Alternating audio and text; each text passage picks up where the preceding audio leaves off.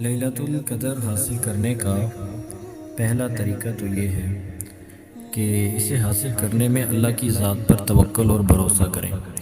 دوسرا کام یہ کریں کہ اللہ کی کرم اور اس کی سخاوت سے حسن ظن رکھیں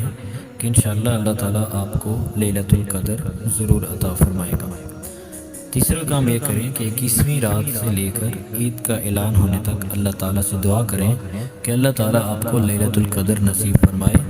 اور اس رات میں نیک اعمال کرنے کی توفیق عطا فرمائے۔ چوتھا کام یہ کریں کہ اس شخص کی پیروی نہ کریں اور نہ ہی اس شخص کی رائے کو اختیار کریں جو پہلے ہی لیلۃ القدر کی تعیین کرتا ہے، یعنی جو کہتا ہے کہ فلاں رات کو لیلۃ القدر ہوگی، ایسے انسان کی بات نہ سنیں کیونکہ یہ اللہ تعالیٰ نے انسان کو کسی کو بتائی نہیں ہے۔ پانچواں کام یہ کریں کہ عشاء اور فجر کی نمازیں باجماعت ادا کریں۔ جس نے دونوں نمازیں جماعت کے ساتھ ادا کی گویا اس نے پوری رات کا قیام کیا، اس کو پوری رات کے قیام کا ثواب مل جائے گا۔ چھٹا کام یہ کریں کہ لیلۃ القدر میں جو اصل چیز ہے وہ قیام ہے، رات کی عبادت ہے، جیسے حدیث میں آتا ہے من قام لیلۃ القدر احتسابا غفر له ما تقدم من ذنبه، کہ جس نے لیلۃ القدر میں ثواب کی نیت سے، اللہ کی رضا کی نیت سے قیام کیا، اللہ تعالیٰ اس کے تمام گناہوں کو معاف فرما دے گا۔ ساتواں کام یہ کریں کہ لیلۃ القدر مغرب سے لے کر فجر کی اذان تک ہوتی ہے، لہٰذا جو مغرب اور عشاء کے درمیان ہے وہ بھی قیام کا حصہ بھلے ہے پڑا تو بھلے اس میں 2 رکعت ہی آپ ادا کر لیں لیکن ضرور ادا کریں۔ آٹھواں کام یہ کریں کہ صرف طاق راتوں میں ہی زیادہ عبادت پر اس طرح زور نہ دیں کہ جفت راتوں کو آپ بالکل خالی چھوڑ دیں، بلکہ آخری جو تمام 10 راتیں ہیں ان سب میں لیلۃ القدر کا امکان ہوتا ہے، سب میں ہی اللہ کی عبادت کریں۔ اور 9واں کام یہ کریں کہ ضرورت کے مطابق کھائیں اور پئیں اور کوشش کریں کہ 1 منٹ بھی جو آپ آرام کریں وہ آپ کے قیام کے لیے مددگار ہو، یعنی آرام بھی کرنا یہ سوچ کر کریں کہ میں اس نیت سے آرام کر رہا ہوں تاکہ میں اس کے بعد مزید جسم میں طاقت حاصل کر کے مزید فریش ہو کر اللہ کی عبادت کر سکوں۔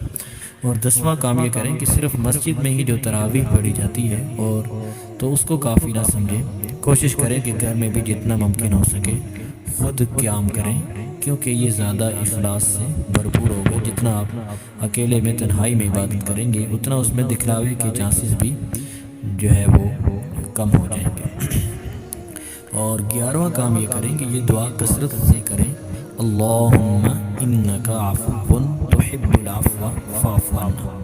اور 12واں کام یہ کریں کہ اللہ سے زیادہ اس رات میں بھلائی طلب کریں اور اللہ سے دعا کریں کہ شر کو اللہ تعالیٰ ہم سے دور کر دیں، ہم سے پھیر دیں۔ 13واں کام یہ کریں کہ ہر رات صاف ستھرا لباس زیب تن کریں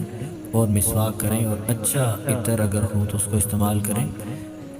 اور اس چیز سے اللہ تعالیٰ بہت محبت کرتے ہیں، فرشتے بھی ایسے انسان سے محبت کرتے ہیں۔ اور نمبر 14 پہ یہ کام کریں کہ اللہ کا ذکر کثرت سے کرتے رہیں، قرآن مجید کی تلاوت کرتے رہیں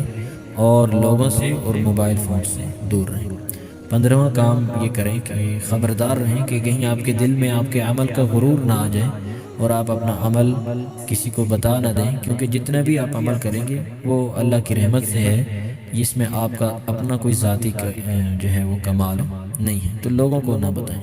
16واں کام یہ کریں کہ ہر سجدے میں اللہ تعالیٰ سے عمل کی قبولیت کی دعا کریں اور لیلۃ القدر کو حاصل کرنے کی دعا کریں۔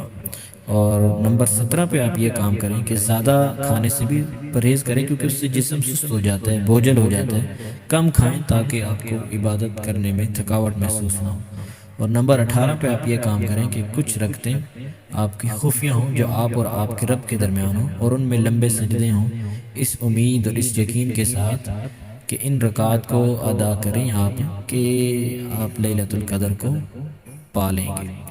اور نمبر 19 پر آپ یہ کام کریں کہ جو آخری 10 راتیں ہیں وہ شروع ہونے سے پہلے ہی کسی کے ساتھ اگر دشمنی ہو، بغض ہو تو اس کو ختم کر دیں، معافی تلافی کر لیں۔ کتنے ہی عمل ایسے ہوتے ہیں جو اس وجہ سے قبول نہیں ہوتے کہ ہم نے قطع رحمی کی ہوتی ہے، رشتہ داروں کا دل میں بغض رکھا ہوتا ہے، یا ان سے ہماری نفرتیں چل رہی ہوتی ہیں، یا کسی سے بھی ہماری نفرت چل رہی ہوتی ہے۔ نمبر 20 پر یہ کام کریں کہ ان 10 راتوں میں کسی سے جھگڑا نہ کریں، نہ کسی کو برا کہیں، صرف اللہ کی اطاعت اور فرما برداری میں مصروف ہو